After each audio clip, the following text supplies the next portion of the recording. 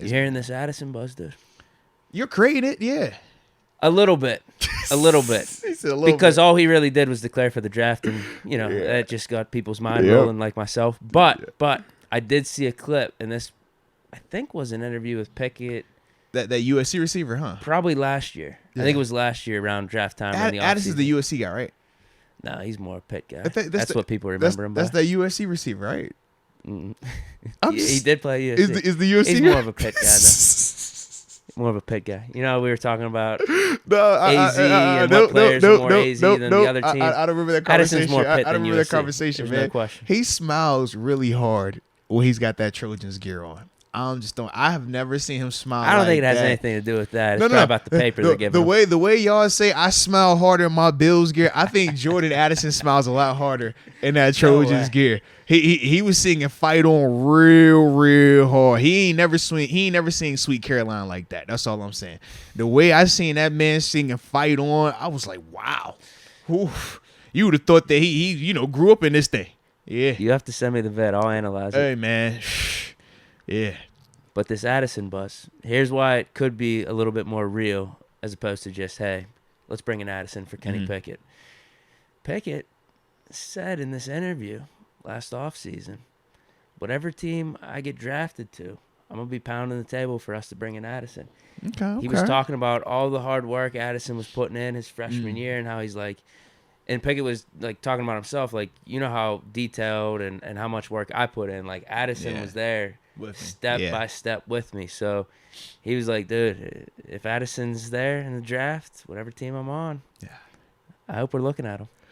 I mean, like I said, I like pairing them together. I just think it's a hard sell right now for you. It's taking tough. Them in the first round. I agree with you. It's a hard sell, man. With a George Pickens, with a Deontay fresh on his deal, and Calvin Austin waiting in the wings, it's like, how do I justify spending one of my first round picks on a wide receiver? On a luxury. Not an offensive lineman, not a defensive lineman, not a linebacker, not a corner, not a safety. A dago. Out of all the position groups, wide receiver? Yeah. That's just a hard sell. Not saying that I'd still could rock with it because, like, man, that'd be freaky. But that's a hard sell, man. I think it would make more sense if we get rid of Canada and bring in someone else. Okay. Where we're using more 3 receiver sets. I would agree. Slinging it out a little bit more. I would agree. Canada offense does not. Yeah, we were more run-based, so it would probably be less of a need for someone like Addison. Yeah. So that it answer will be more clear in the upcoming weeks or months, I'm assuming. Then. Yeah. But it also could be a scenario where if they kept Canada and they brought in a Jordan, then they're telling us one of two things. They're either about to move on from a Deontay Johnson or they're ready to spread the offense out and allow Kenny to really throw more. This could have been, once again, like when we talk about the evaluation, Canada and Kenny, we like to look at it and the people that want to create the narrative or who are having an agenda to get somebody fired, they will look at this and simply say, this is it. It does not go from here. I look at it and say a couple of things. Either this is the base and from here we fine tune it and really get ultra in depth with, making this thing as great of a rushing play action pass offense as it can be, like the Titans, like the Vikings, like the Ravens, like we talked about, right? Or was this designed this way because it's year one of Kenny really getting the concepts understood, really understanding the basis, the familiarity between coordinator and player?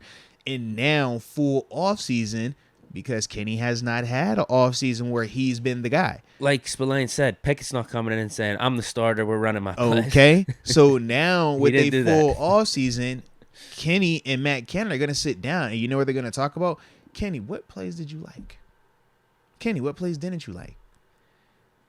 What do you got from Pitt? Now Matt Canada's going to say, hey, these are the plays that I had that I like for you a lot. These are plays that I have for you that I think we missed on, but that we could really hit on. Let's see the overlap. Let's see how much from what I like that you like that we can expand on. Let's see how much from that you like that I thought you missed on that we can expand on. And that's how you grow it.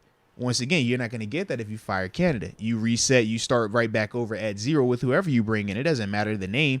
That's just how this process works. So once again, with this scenario with Canada, I look at it more so that way, in the sense that now those two guys are really going to sit here and say, these are the things that I feel comfortable with. These are the things that I feel comfortable allowing you to do as well.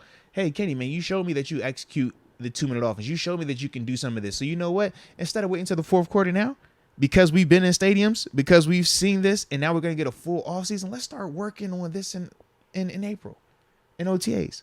Hey, when we come out there, first team period, I'm not calling anything.